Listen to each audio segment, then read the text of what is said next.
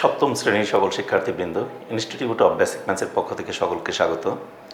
আজ আমি তোমাদের গণিতের 7.3 অনুশীলনী অর্থাৎ সরল সমীকরণের এই অধ্যায়ের 118 পৃষ্ঠা তোমাদের দেখো দুটি সৃজনশীল প্রশ্ন বাকি আছে। শুধু 14 এবং 15 নম্বর দুটি সৃজনশীল প্রশ্ন বাকি আছে। এই দুটি সৃজনশীল প্রশ্ন আমি সমাধান করে দেব। সেক্ষেত্রে আজকে দেখো 14 নম্বর সৃজনশীল প্রশ্নের আগে আমি সমাধান করি, তারপর সময় হলে 15 নম্বর করব। সেক্ষেত্রে আগে 14 নম্বর অঙ্কটাকে আমরা প্রাধান্য দিই।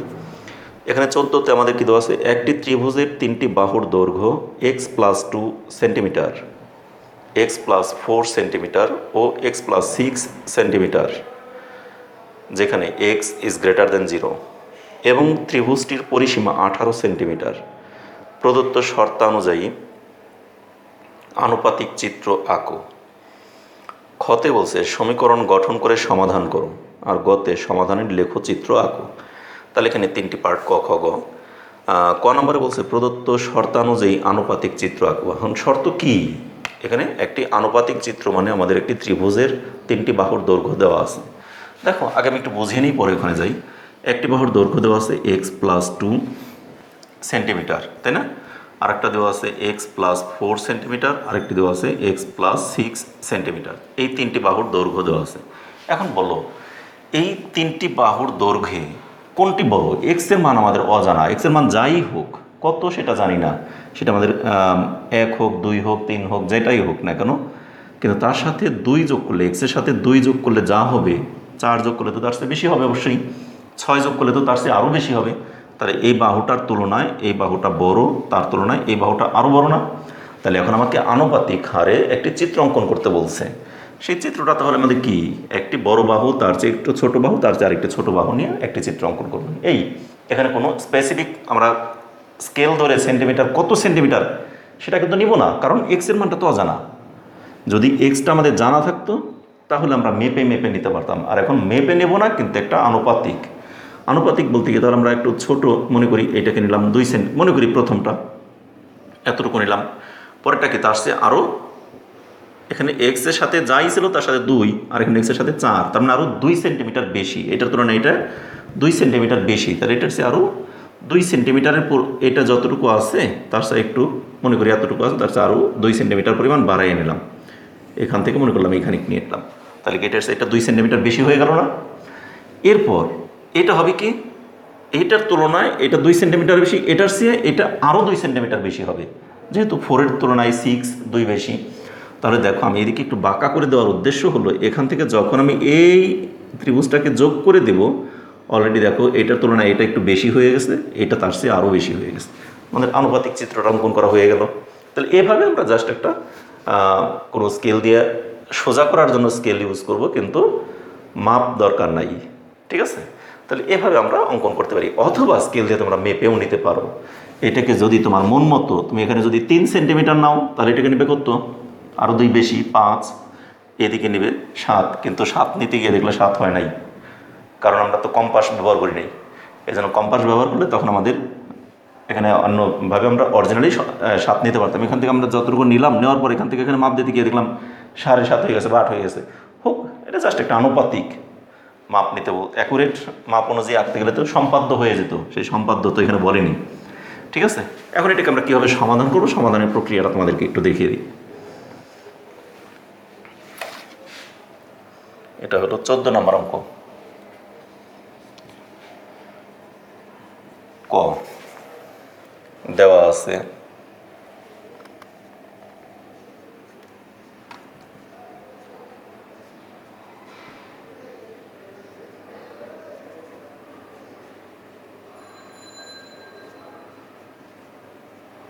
একটি ত্রিভুজের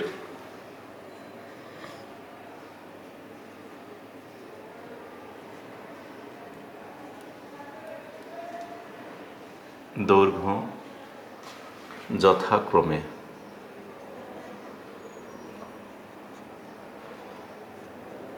x+2 সেন্টিমিটার, সেন্টিমিটারে কি মাঝখানে ডট দিছে কিনা একটু দেখে নেই। হ্যাঁ দিছে। অনেক সময় সেন্টিমিটার সেমই লিখে দেয়, কিন্তু এখানে ডটটা দিছে কিনা, আমি যেমন যেখানে ডট দিলাম, ডট এই ডটটা দিয়েছি কিনা একটু দেখে নিলাম, যদি বইতে দেয় তাহলে দিবে, আর না দিলে দেওয়ার দরকার নাই। ঠিক আছে, তা এখানে যেহেতু দিছে দিয়ে দেব। যথাক্রমে x+2 সেন্টিমিটার, x+4 সেন্টিমিটার এবং x+6 সেন্টিমিটার, যেখানে x is greater than 0। এখন এই x is greater than 0 মানে x এর মান 0 না, এখানে 1 হতে পারে, 2 হতে পারে, 3 হতে পারে। যদি 1 হয় তাহলে এই বাহুটার দৈর্ঘ্য হবে কত? 1 আর 2 3, 1 আর 4 কত? 5, 1 আর 6 7, এইভাবে আর কি। এখন আমাকে বলছে কি এখান থেকে আনুপাতিক চিত্র অঙ্কন করো, প্রদত্ত শর্ত অনুযায়ী আনুপাতিক চিত্র অঙ্কন করো বা আঁকো। তাহলে এখন লিখি শর্তানুযায়ী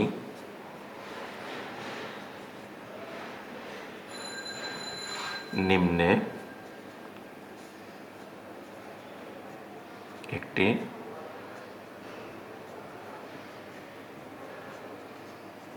আনুপাতিক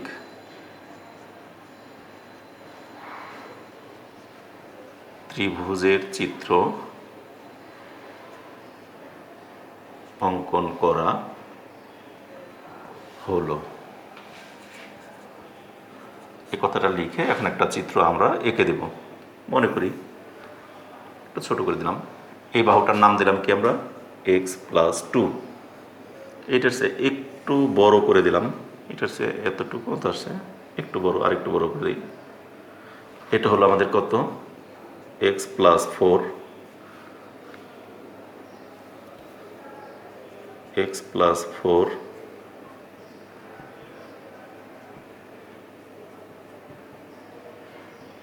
আর এখান থেকে এটাকে যোগ করে দিব,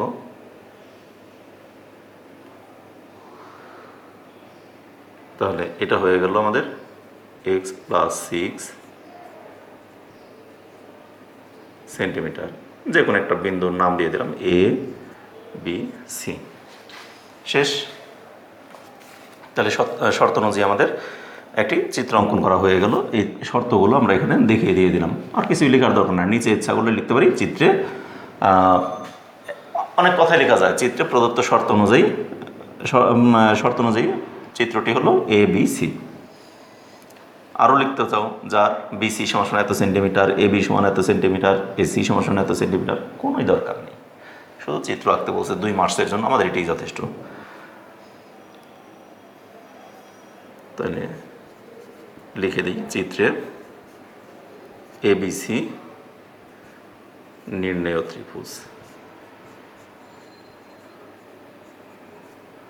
ত্রিভুজের চিত্র। শেষ, আর কিছু দরকার নেই। ক নাম্বারটা কিন্তু হয়ে গেল আমাদের। এবারে খ নাম্বারে আমাদের কি বলছে? সমীকরণ গঠন করে সমাধান করো। তার মানে আমাদের সমীকরণ কি গঠন করব? আমাদের যা দেওয়া আছে, একটি ত্রিভুজের 3টি বাহুর দৈর্ঘ্য দেওয়া আছে x+2, x+4, x+6। এছাড়াও আরেকটি কথা বাড়তি দেওয়া আছে, সেটা হলো ত্রিভুজটির পরিসীমা 18 সেন্টিমিটার। পরিসীমা কাকে বলা হয়? একটি ত্রিভুজের যে 3টি বাহু, এই 3টি বাহুর দৈর্ঘ্যের যোগফলকে পরিসীমা বলা হয়। তাহলে এই বাহুর দৈর্ঘ্য আছে, তার সাথে এই বাহুর দৈর্ঘ্য, তার সাথে এই বাহুর দৈর্ঘ্য, এই 3টা বাহুর দৈর্ঘ্যকে যোগ করলে যে মান হবে সেই মানটাই হলো পরিসীমা। তাহলে এখানে আমরা সমাধানটা করে ফেলি। দেখো, এটাকে মুছে দিলাম।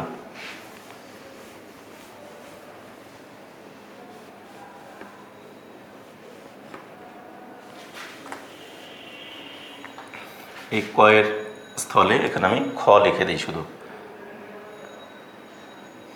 দেওয়া আছে এই এবং এখানে, তাহলে এবং যেহেতু এখানে দিছি, তাহলে এখানে দরকার নেই কমা, সেন্টিমিটার যেখানে এত, এবং পরিসীমা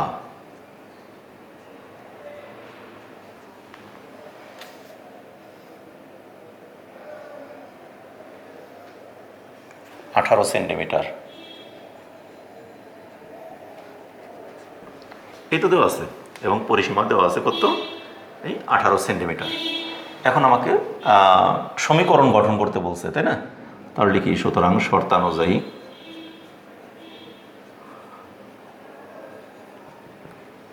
কি তিনটি বাহুর যোগফল সমান 18। তাহলে তিনটি বাহুর যোগফল কি x plus 2 plus x plus 4 plus x plus 6 equals 18, তাই না? বা এটি আমাদের সমীকরণ গঠন হলো। এখন এটাকে সমাধান করব। সব ব্র্যাকেটগুলোকে উঠিয়ে দিই। তাহলে কত থাকে x plus 2 plus x plus 4 plus x plus 6 equals 18।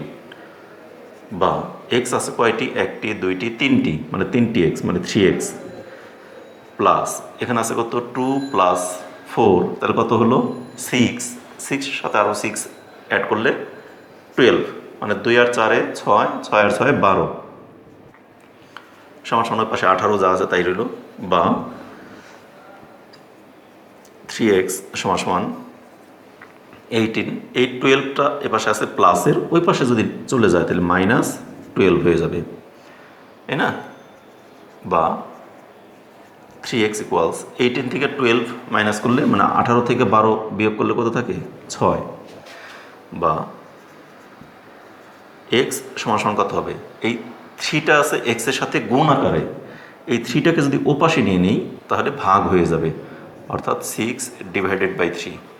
সুতরাং এক্স ইকুয়ালস 6কে 3 দ্বারা ভাগ করলে 2। তাহলে এটি আমাদের সমাধান চলে আসলো। তাহলে সমীকরণ গঠন করে সমাধান করতে বলছে, তাহলে আমাদের সমাধানটাও হয়ে গেল। ঠিক আছে, তাহলে এখন আমরা লিখব সুতরাং নির্ণয়ের সমাধান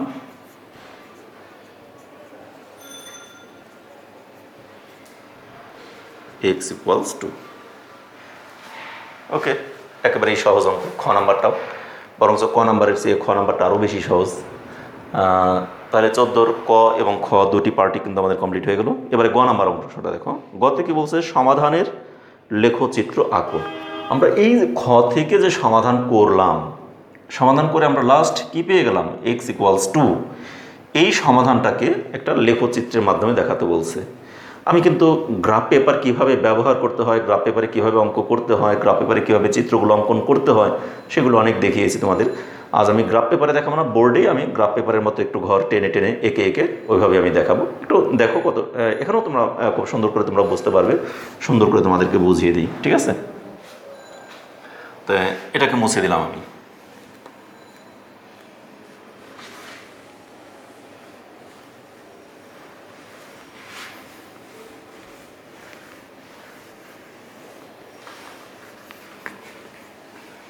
বলছে কি সমাধানের লেখচিত্র অঙ্কন করো, এই তো।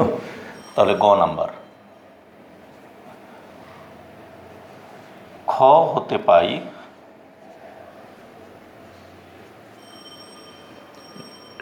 নির্ণয় সমাধান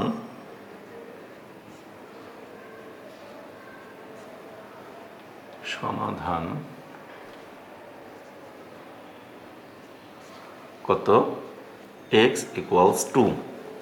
বা এটাকে আমি এই 2কে যদি বাম পাশে নিয়ে আসি তাহলে কি হয়, x মাইনাস 2 ইকুয়ালস 0। এক্সটাকে এই 2টাকে যদি বাম পাশে নিয়ে আসি তাহলে বাম পাশে আর কিছু, ডান পাশে আর কিছুই থাকে না, তাহলে কি থাকে 0। তাহলে এটা আমাদের একটা সমীকরণ, মানে সমাধানকৃত সমীকরণ। আর এই সমাধানকৃত সমীকরণ থেকে আমরা এক্সের বিভিন্ন মানে আমরা কি করব, একটা তালিকা তৈরি করব। ঠিক আছে, তাহলে সেটা এর আগে আমরা যেভাবে করছি ঠিক সেভাবেই আমরা এখানে লিখবো। যেমন এর আগের অঙ্কগুলোতে আমি যেভাবে যা যা লিখছি, যে এক্সের বিভিন্ন মানে, দেখো বইতে আমাদের এখানেই ছিল, আমরা এরকম তৈরি করছি।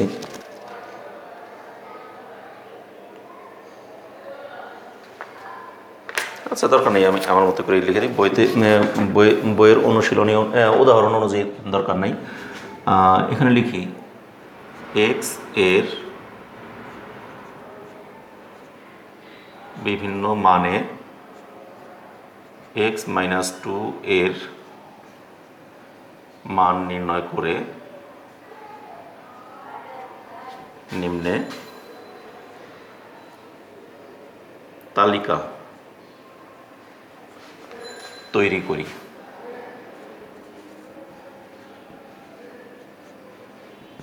তাহলে তালিকাটা কিভাবে তৈরি করব, এর আগেও কিন্তু তোমাদেরকে দেখিয়ে দিয়েছিলাম।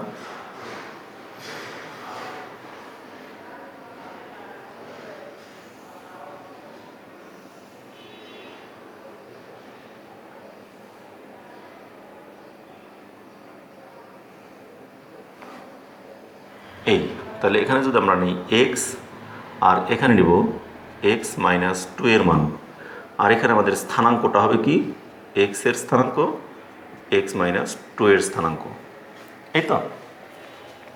তাহলে দেখো এক্স এর মান, এখানে আমাদের এক্স এর মান কত পেয়েছিলাম 2, সেই 2টাকে আমি আরেকটা ঘর নিব, 3টি মান নেব। এক্স এর মান যদি আমরা মাঝেরটা অর্থাৎ 2 নেই, এক্স এর মান এখানে যদি 2 ধরি তাহলে 2 মাইনাস 2 তাহলে কত হয় 0 না, এক্স মাইনাস 2 এর মান 0 হবে। আবার বলি আমার সমীকরণটা কত এক্স মাইনাস 2। এখন এখানে যদি আমি এক্স এর মান 0 ধরি তাহলে 0 মাইনাস 2, এক্স এর মান যদি 2 ধরি, এখানে আমি এক্স এর মান কত ধরছি 2, তাহলে 2 থেকে 2 মাইনাস করলে কত হয় 0 না, এটা আমাদের একটা বের হয়ে গেল। আবার দেখো এই এক্স মাইনাস 2 তো এখানে এক্স এর মান 2 এর চেয়ে 1 কম ধরলে 1 হয়, এক্স এর 2 এর চেয়ে 1 বেশি ধরলে 3 হয়। তাহলে এক্স এর মান যদি আমি 1 ধরি তাহলে 1 মাইনাস 2 সমান কত হয়, 1 থেকে মাইনাস 2 মাইনাস করলে মাইনাস 1 হয়ে যায় না, মাইনাস 1। তাহলে এক্স সমান যদি আমি 1 বসাই তাহলে এক্স মাইনাস 2 এই পুরোটার মান আসে কত মাইনাস 1, তাই না। আবার এই এক্স মাইনাস 2 এর মধ্যে এক্সের পরিবর্তে যদি আমি 3 বসাই, 3 মাইনাস 2 ইকুয়ালস কত হয়, 3 থেকে 2 মাইনাস করলে 1 থাকে, তাই না। তাহলে এখানে এটার মান আসে 1। আর এইগুলোকে আমরা স্থানাঙ্ক আকারে লিখব, কি স্থানাঙ্ক 1 মাইনাস 1, আর এখানে 2 0, আর এখানে 3 1। এভাবে আমি এর আগে অনেকগুলো চিত্র কিন্তু তোমাদেরকে অঙ্কন করে দেখিয়েছি। তাহলে চিত্রগুলো আশা করি সবাই বুঝতে পেরেছো, এবং তালিকাটা তৈরি খুব সহজ। আমাদের যেটা সমাধান করে যে মানটা পাইছে এটাকে আমরা মিডিলে লিখবো, অর্থাৎ মাঝে। এর আগে আমি তোমাদেরকে টেকনিকটা শিখিয়েছিলাম, তার চেয়ে 1 কম লিখবো উপরে, 1 বেশি লিখবো নিচে। এখন ওই এক্সের মান 1 যদি হয় তাহলে এখানে 1 থেকে 2 মাইনাস করলে তাহলে কি থাকে -1। আবার এক্সের মান যদি 3 হয় তাহলে সেই 3 থেকে 2 মাইনাস করলে তার মান হয় কত 1। আর এক্সের মান 2 হলে 2 থেকে 2 বিয়োগ করলে তো আমাদের 0ই হবে। সেই মানগুলো আমরা এখানে বের করে নিলাম। এখন আমরা লিখব প্রদত্ত তালিকা হতে প্রাপ্ত মানগুলোকে, বা প্রদত্ত না নির্ণীত বা উপরোক্ত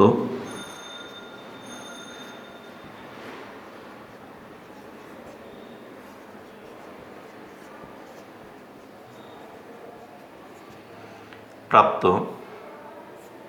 3টি বিন্দু, তাই না, 1 1 মাইনাস 1 2 0 এবং 3 1 বিন্দু 3টিকে নিম্নে ছক কাগজে স্থাপন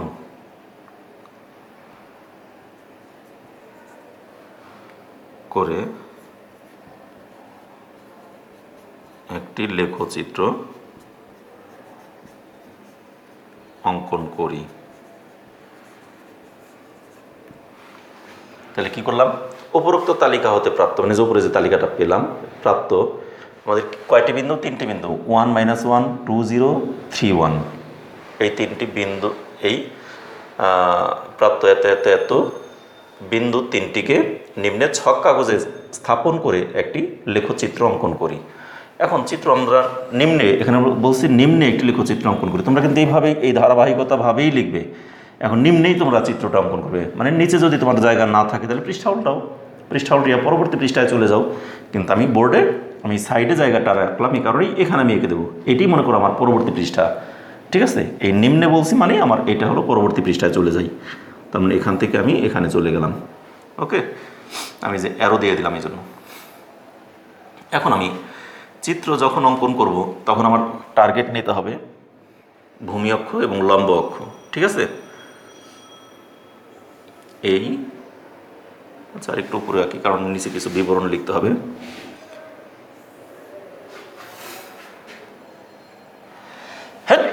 আলহামদুলিল্লাহ।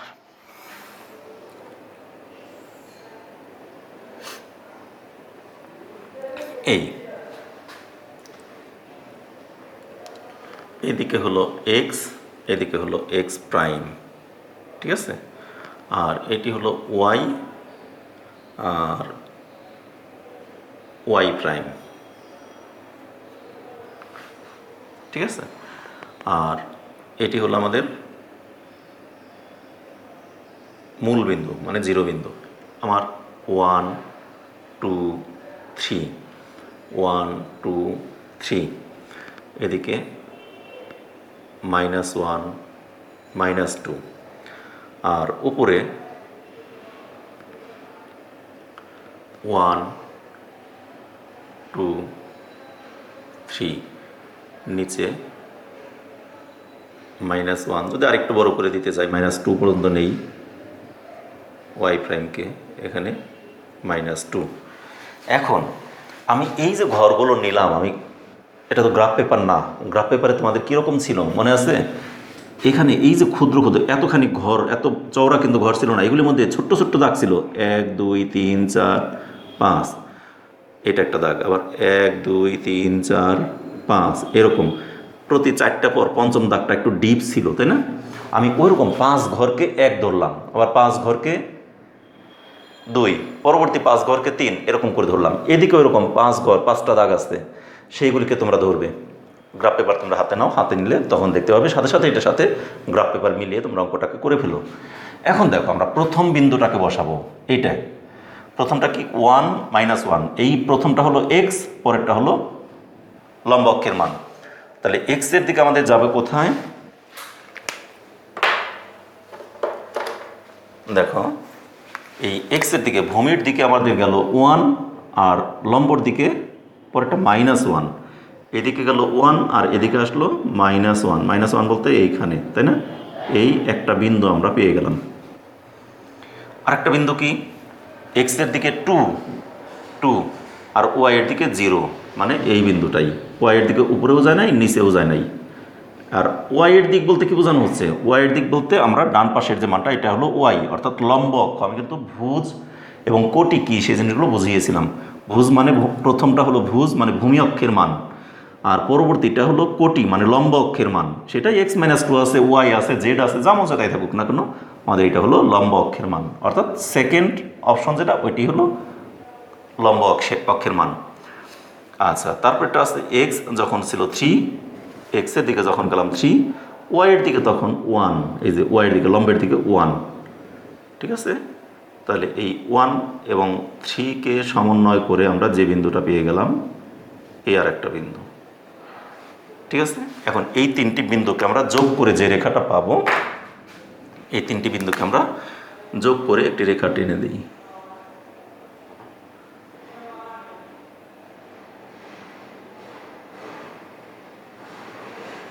একটা সরল রেখা হবে। আমার তো এখানে হাত দিয়ে আঁকছি, অ্যাকুরেট হয় নাই।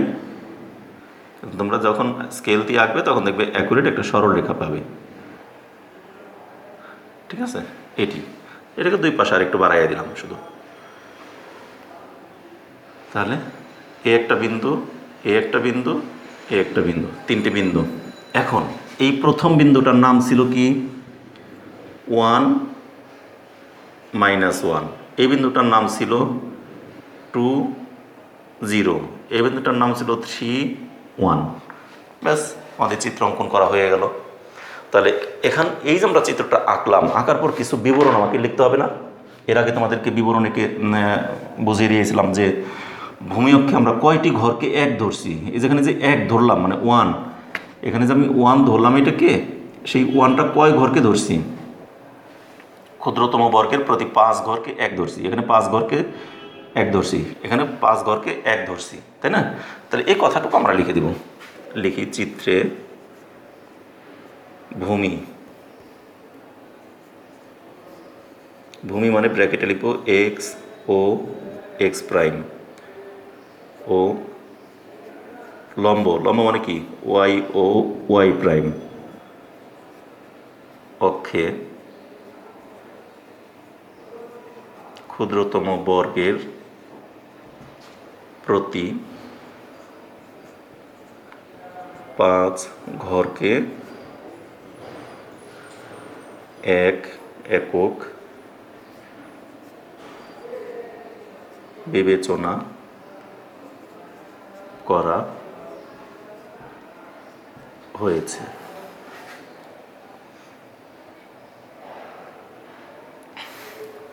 অতঃপর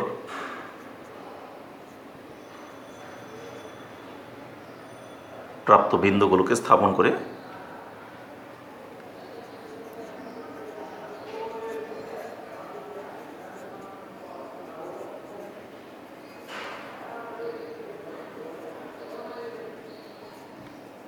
স্থাপনের পর যোগ করে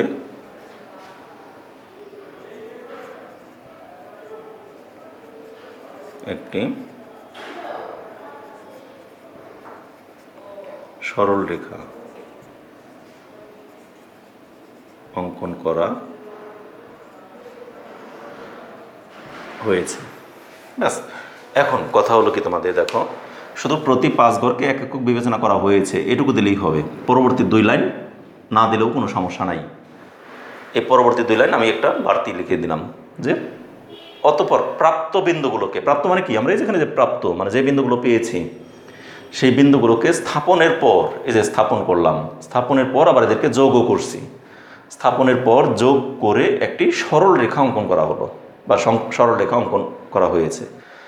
প্রাপ্ত বিন্দুগুলোকে স্থাপনের পর যোগ করে একটি সরল রেখা অঙ্কন করা হয়েছে। এই কথার উপর লিখে দিলে ভালো, আর যদি মনে করে জানা দিবে না তাতে আপত্তি নেই, কিন্তু তোমাকে মূল বিষয়বস্তু হলো যে আমরা ভূমি অক্ষে এবং লম্ব অক্ষে ক্ষুদ্রতম প্রতি 5 ঘরকে যে এক ধরছি এটা আমাদেরকে বলে দিতে হবে যে ক্ষুদ্রতম বর্গের প্রতি 5 ঘর, এখানে 5টি ঘর ছিল।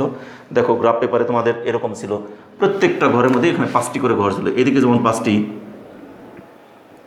এদিকেও এরকম 1 2 3 4 5, 1 2 3 4 5, এই প্রতি পঞ্চমটা হলো একটু ডিপ দাগ, তাই না তোমাদের গ্রাফ পেপারে। তাহলে আমরা ওইভাবে করি, প্রতি 5 ঘরকে এক ধরছি, 5 ঘরকে এক ধরছি। আবার দেখবে প্রতি 10 ঘর 5টার পর আবার পঞ্চমটা সেটা আবার অন্য কালারে আরও ডিপ করে দেওয়া, এরকম বিভিন্ন গ্রাফ পেপারে তোমাদের দেওয়া আছে। গ্রাফ পেপার দিয়ে এর আগে অনেক কয়েকটি চিত্রই তোমাদেরকে বুঝিয়ে দেওয়া হয়েছে, এর আগের অনেকগুলো অঙ্কই, আশা করি সবগুলোই বুঝতে পেরেছ। তাহলে এখানে আমাদের 14 ক খ এর পর গ নাম্বারটাও কিন্তু কমপ্লিট হয়ে গেল। আশা করি সবাই বুঝতে পেরেছ। আজ এই পর্যন্তই, আগামী ক্লাসে আবার তোমাদের সাথে দেখা হবে। সে পর্যন্ত তোমরা সকলে ভালো থেকো, সুস্থ থেকো এবং নিরাপদে থেকো, আমাদের চ্যানেলের সাথে থেকো। আমার ক্লাসগুলো যদি তোমাদের ভালো লাগে তাহলে অবশ্যই ক্লাস শেষে একটি করে লাইক দিবে এবং তোমাদের বন্ধুবান্ধব আত্মীয় স্বজন সবার সাথে ক্লাসগুলোকে শেয়ার করবে। একই সাথে বলবো যারা এই চ্যানেলকে এখনও পর্যন্ত সাবস্ক্রাইব করেনি তারা অবশ্যই সাবস্ক্রাইব করবে, আর যারা অলরেডি সাবস্ক্রাইব করেছে তাদেরকে অসংখ্য ধন্যবাদ সকলকে।